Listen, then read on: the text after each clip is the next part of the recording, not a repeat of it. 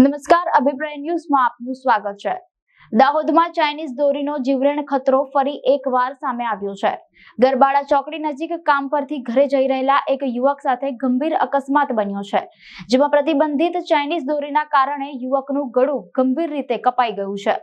દાહોદના ગરબાડા ચોકડી નજીક આજે એક ચોંકાવનારી ઘટના સામે આવી છે। કામ પૂર્ણ કરી ઘરે જઈ રહેલા એક યુવકના ગળામાં અચાનક ચાઇનીઝ દોરી વાગી હતી, જેના કારણે તેનું ગળું ગંભીર રીતે કપાઈ ગયું।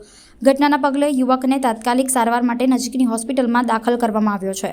સરકાર દ્વારા ચાઇનીઝ દોરી પર પ્રતિબંધ હોવા છતાં આજે બજારમાં તેનો નિર્ભયપણે વેચાણ થઈ રહ્યું છે।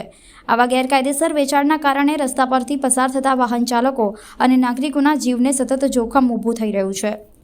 એ બાઇક ઉપર જતો હતો ત્યારે એને ગરબાડા ચોકડી પાસે પતંગનો દોરો ગળામાં લપેટાઈ જવાથી ગંભીર ઈજા થઈ છે।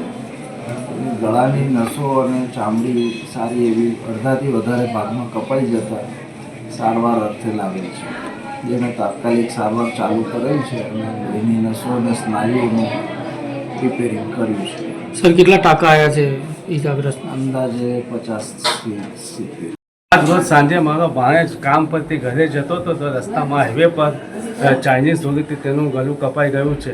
તેની સારવાર માટે અમે નાયક હોસ્પિટલમાં લાવ્યા છે ને તેને 30 થી 40 ટકા આવ્યા છે। આ ચાઇનીઝ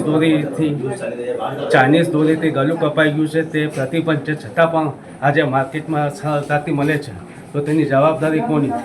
તો સરકારને અમારે એટલી જ અપીલ છે કે ચાઇનીઝ દોરી પર પ્રતિબંધ મૂકે ને લોકોનો જીવ બચે, એટલું જ અમારું કહેવું છે।